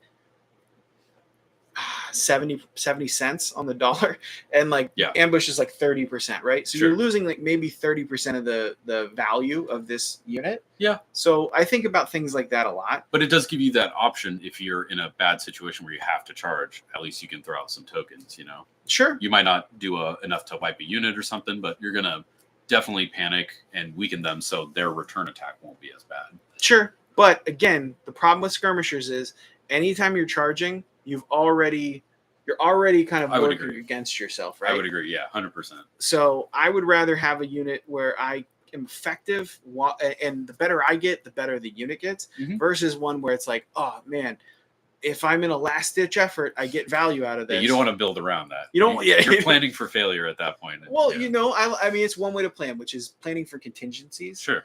But I personally feel like the way that people play in our meta, you can't do that. You have to. There's too much to account for in that kind of mindset. Exactly. It's like you can have a one shoe fits all kind of game plan for like, well, if this goes bad, I'll do this. Or you can just kind of build for, let's just hope that this works. Let's just hope that this combo pays off, you know? Right. Yeah. Yeah. And if we're talking about how much do you get off of the Spirit Lord, you're getting 100% of that ability. Sure. All the way down to your last rank. Yeah. The ability is working. You're getting money out of it. Somebody turns it off, fine, but they turn off anything, right? Mhm. The only thing it doesn't have is a heart next to it to allow it to not be turned off. Right. Now, one thing to talk about is this unit, if you can turn off offensive ability, if you can turn off abilities for a round, Tywin, they actually, we'll talk about Ariane. She can turn off this unit's abilities, and now you don't have quickfire, you don't have scout opening. It's a very, very, it's a terrible unit at that point. Like, it's got a little bit of defense to it, the 4/6. That's a very Martell thing. It's gonna live for a little bit. But it definitely can be one shot if somebody is going that way, if they're kind of doing the Bob build.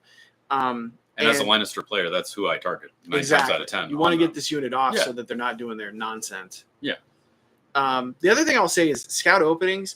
I know you're only supposed to maybe with rerolls maybe get like a 6.5 out of that. When I was running 2 of these, I would say most of the time I was getting 3 to 4 6s every time I would rolling 8 dice. Wow. Only choosing the misses, or sometimes you could crit fish, but I'm saying just choosing the misses, just choosing the 1s and 2s, 3 almost all the time, 3 6s. I don't think the math works out on that, but I don't know. So what you're saying is it's better than your Mordheim rolls.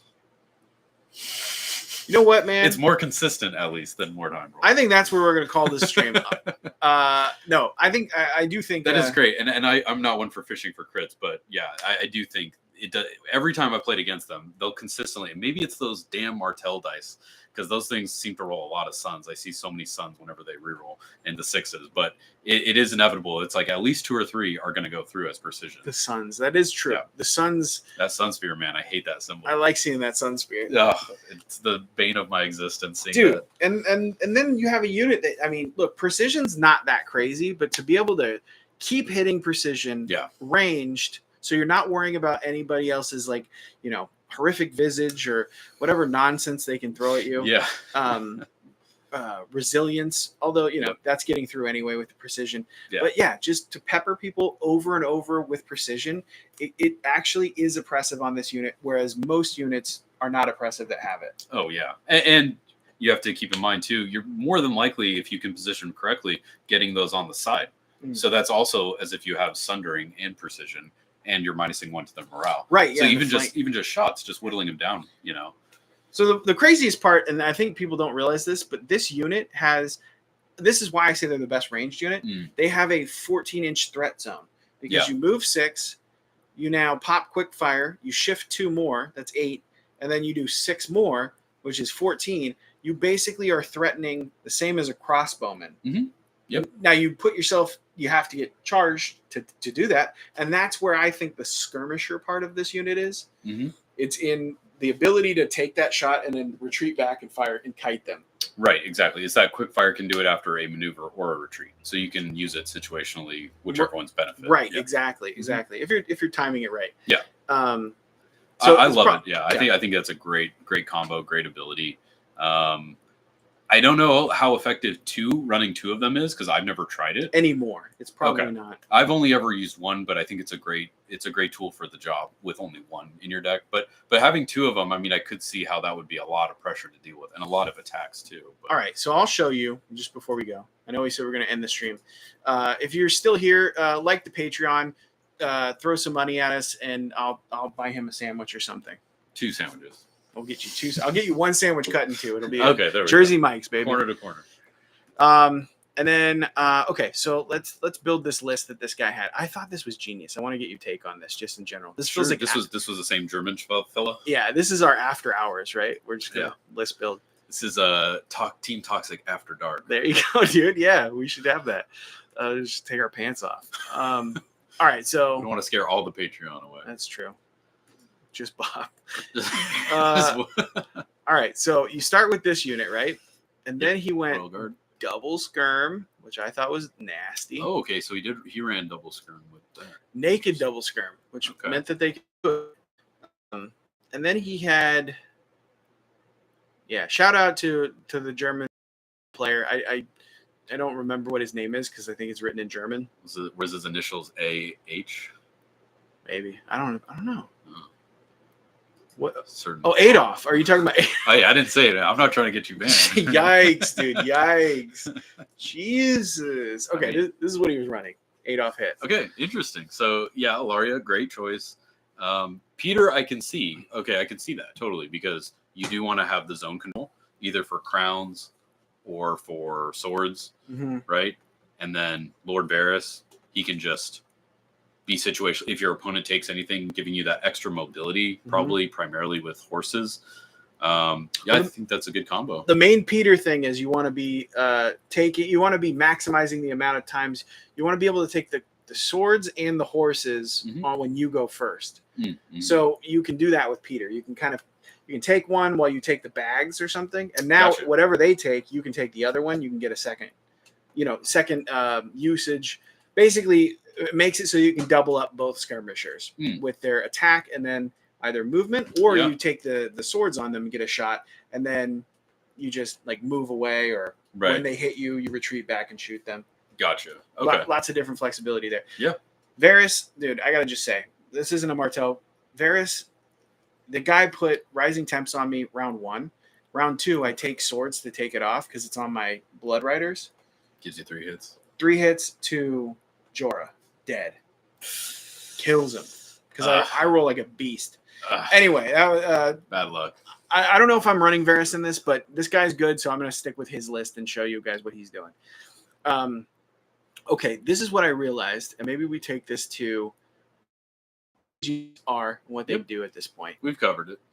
So let's make this Oberyn. German nope. Hitler. No.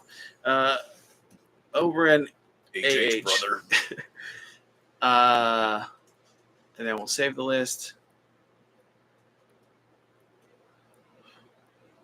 And then we'll click here and we will export the list. Sharing. That smells really good, by the way. Blueberry. Blueberry. Server disconnected. That's actually a good thing. Back, go in. Oh, shit. All right, well. I don't know how to. Is there a way to refresh or? No, just go like this. Sim. Well, how do you think, while you're loading this up, how do you think the Martells stack up right now, like in the current meta? I think Martells, okay, so my take on it is Martells are just a little too squishy. And they don't have enough healing to get them through. I think Doran is a really interesting, we can talk about him next time, at some point. He's an interesting way to get some healing. But I think Martell, in general, they're just a little bit too weak, and they don't have the sustain to stick with somebody like Stark or Greyjoy, those top tier guys. With a lot of healing. A lot of healing, a lot of sustain. They're just going to eat through me. So, not going to work. So anyway, I just want to talk about like his technique here. I think we went game mode. I think this was honed and ready. So 5. Yeah. And what he did was he had these guys on either flank and this guy kind of chilling back here somewhere. And he ran him up and just sat him on this point and dared me to hit him with anything. Because he's going to give me his poison. That means I can't heal. Yep. And the vulnerable shit. He's also got martial training. So he's also got shield wall to champ 1 hit. Right. Martial training to hit me back. Even if I took him down a rank, he's still hitting on 7. Yeah. And then Edric Dane. Now here's the sneaky part. And I've been trying to figure out the combo with him. The move is you bring these guys up into support, right? So I'm daring you to hit this guy. The right strategy is to run up and try to hit these guys. And that's kind of like the second level of how you play this. But I ran up and hit him and found out the hard way. I fucked around and found out. These dudes come up in support, right? Yeah. And they're peppering me. Whoever I hit has the thing, is not going to get any healing. He has the venom. And now they're peppering me with all their nonsense. He's also -1ing everybody with the other cards, Rising Temps, etc., etc. You know how bad it is, right? Yeah. Nerfing charges with Dune tactics. This unit was down to 1 rank because he forgot his shield wall. Oof. Healed back up to 2 full ranks Wow. by the time the next round came. So Impressive. I was just like, oh, well, now I have to do a shield wall again. Yeah. For the first time. Yep. And he could keep shooting me. So I had to pressure these guys while one guy's stuck here. My Blood Riders is stuck fighting him. Ah, okay. And now, wherever I send the pressure, I say I hit this guy, I just send this guy over to help out. I'm healing here. One of them is going to have to deal with one screamer on his own or whatever they send it, him. Yep. But he's just, at this point, he's outthought me because the way to break this list down is to kill this unit first. Which is tough when he keeps it pulled back. He's all the way back. Opportunity. You have to pick a different target. Right. And he's set up to, it's reinforced, right? This unit's healing is based off of this unit and this unit firing in. Yep. So I can go and charge this guy up. And now I give this guy, a clean shot? Maybe he turns him so that he can, pivot with his cunning ploy, faces me, and cleans me up from the behind, right? Yeah. So it's just, I really liked what this guy did. It's a really tough puzzle to solve. How do I put pressure on this unit while not letting this unit eat my ass, right? Yeah. Mm-hmm. And it's just, I don't know if there's a way to do it, so I'm gonna steal it. It does look like a fun list, and I like the NCU synergy as well with it. I think he can be proactive and responsive to whatever you do. Yes. With that kind of lineup, he can mitigate the token generation. He can make you suffer for claiming certain zones that he knows you want. Absolutely. And then he's going to get himself open with Peter to get what he needs. Yeah. So I think it's a nice combo. And it does look a little tissue papery because that is like the linchpin. And I could see an Alpha Strike, if he gets Tywin and charged with Landscape, it's going to be very hard to keep that unit effective. And that's how I've dealt with Oberyn in the past, is just try and nuke him down, use like a sacrificial lamb unit to just okay, he's going to take the poison, but I'm going to charge in with like Lance Cap or something on him. But Lancer's a bad matchup for us. Yes, and that's probably why I've had decent success against it. But I can see how against a lot of units that would be painful, especially Greyjoys, like you were saying, the ones with the best healing, right? Mm-hmm. They're going to have a hard time because they're going to know, okay, well, do I sacrifice these Silence Men to try and go chop them down? Mm-hmm. But they're going to lose their healing. It's going to be tough. Again, Greyjoy is a tough matchup too because I'm throwing out a bunch of debuffs. Mm-hmm. They're going to bring a unit back after all my debuffs are out. That's and now true. I have to fight that unit late game. You always have to remember Balon, and they're going to get a fresh unit that you've killed back. It's ruinous, and all that healing's probably going to come out early because they're going to be so aggressive that by the time my Rising Temps are online. Now the cool thing is it does turn off you being able to target guys with tactics cards. So there might be there's some interplay there, but I don't know if it's enough when you get to bring back a unit end of game and you cheat. That's true. Cheaters, dude. All right, cool. Well, I think it's probably time to wrap this up. I appreciate you, Kevin. Thanks for coming out, brother. Great discussion. Hopefully we can get more into, I think we need to talk about some of their other NCUs as well at some point in the future. But I think this gives everybody who's not familiar a little bit of an update on kind of where your mind's at least playing them right now. Sure. Yeah, this is more of a list building breakdown. Yeah. But which is good. Those are some good ideas I hadn't considered. So yeah, but hopefully we got through a lot of the good units. They also have the Knights who do a nasty charge. Didn't even talk. Yeah, Starfall Knights, fantastic. Starfall Knights are great. Little bit nerfed now that they lost the 10th dice, but true. But yeah, Oberyn you can't really use as an NCU. I think we got to talk about Doran and Tyene. I think Tyene's a trap. She's better now, but I think she's a trap. So and Ariane too. Ariane, I think she's also fantastic as well. I think she's also a trap. A lot of traps out there. Yes, trapping. It is. She's from a trap house, but I mean, trapped up. She is trapped up. I mean, look at that buxom brunette there. But I will say, I think that is very strong. Getting rid of. I mean, look at you.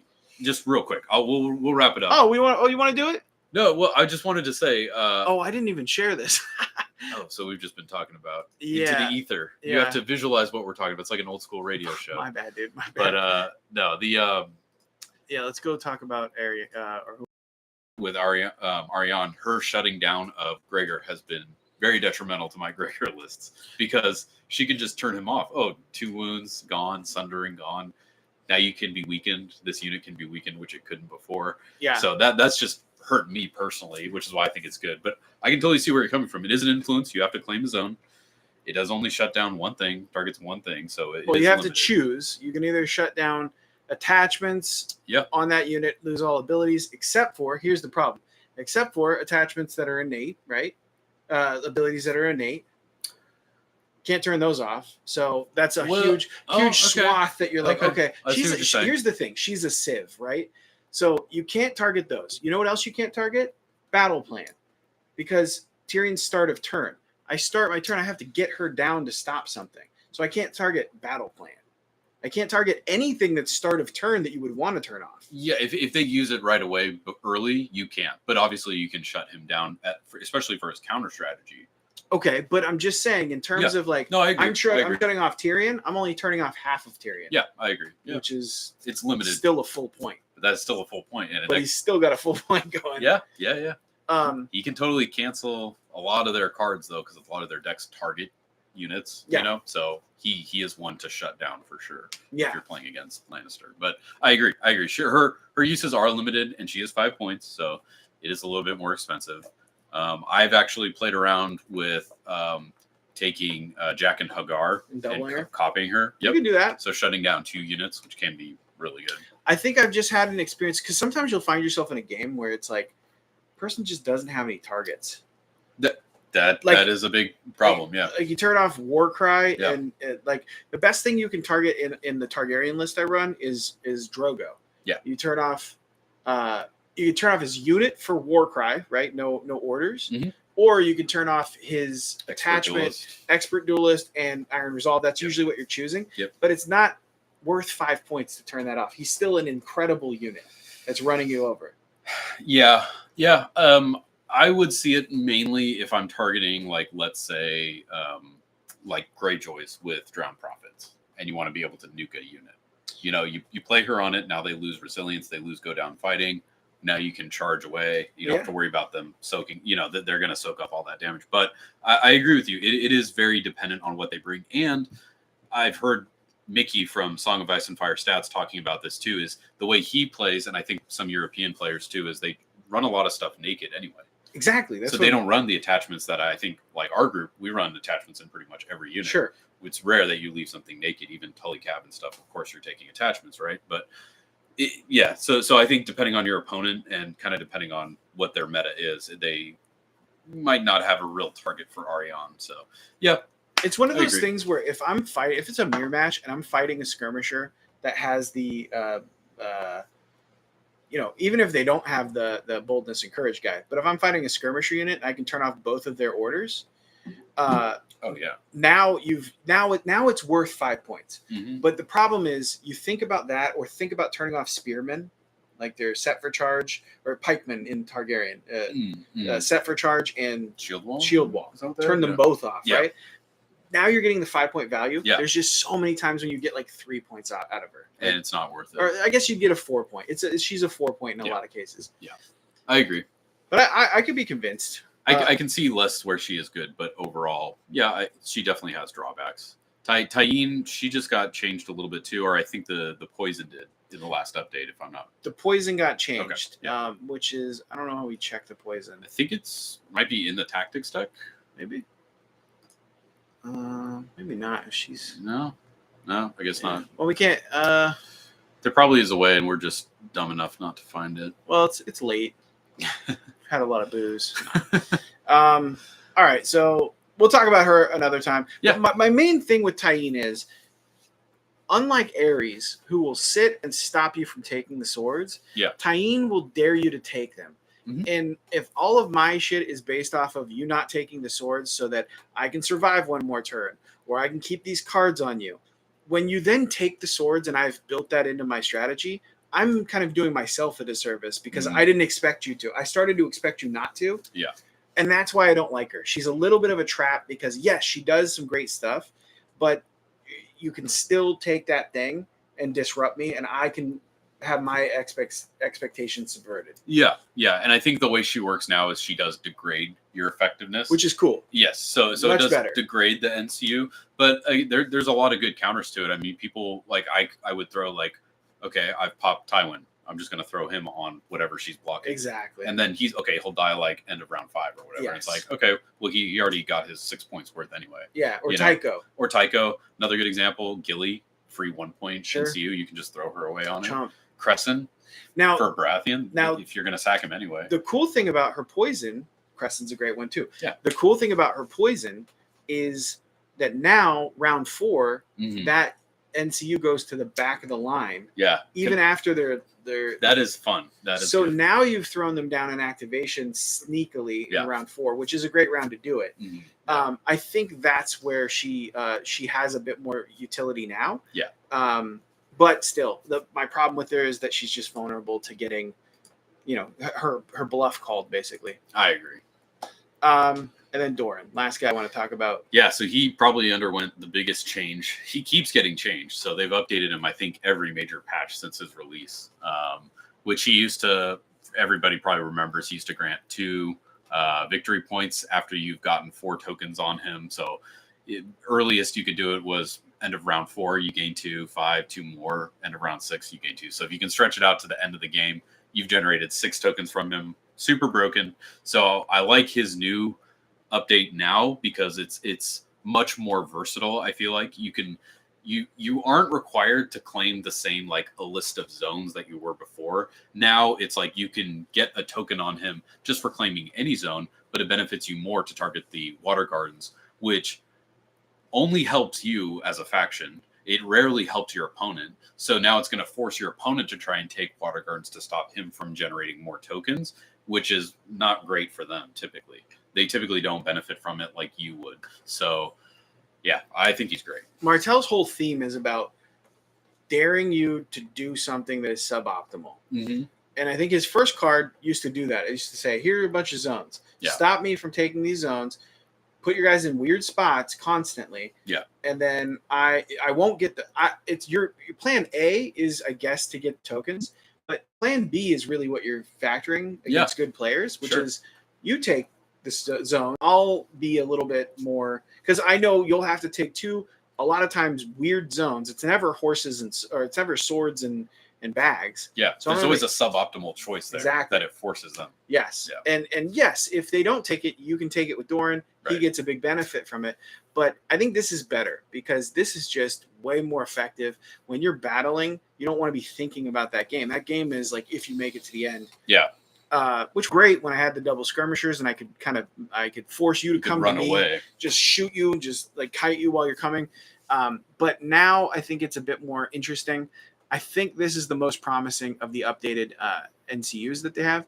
I also like Nymeria, but I think she's good too. Yeah. But I thought about this. If you're taking that that unit, or if you take that zone, you're getting 2 heals and maybe 1 wound, or you're manipulating either 2 tokens, 1 token doing a wound, but you're definitely taking the 2 heals pretty much every time.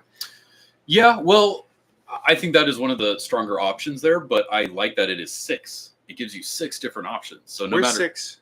Well, it's you can either restore 2 wounds to a unit, you can remove a condition token, you can draw a tactics card, you can place a condition token, you can do a 2-inch shift, or you can do a wound. So you have 6 different options. You have 6, yes, which covers basically any situation you might be in. You need to get that little extra shift up, you can do it. Yeah. You need to heal a little bit just to get maybe another rank up, you can do that. Well, with the no healing, I think I'm always going to be thinking healing. But yes, you have flexibility. I like the straight wounds too.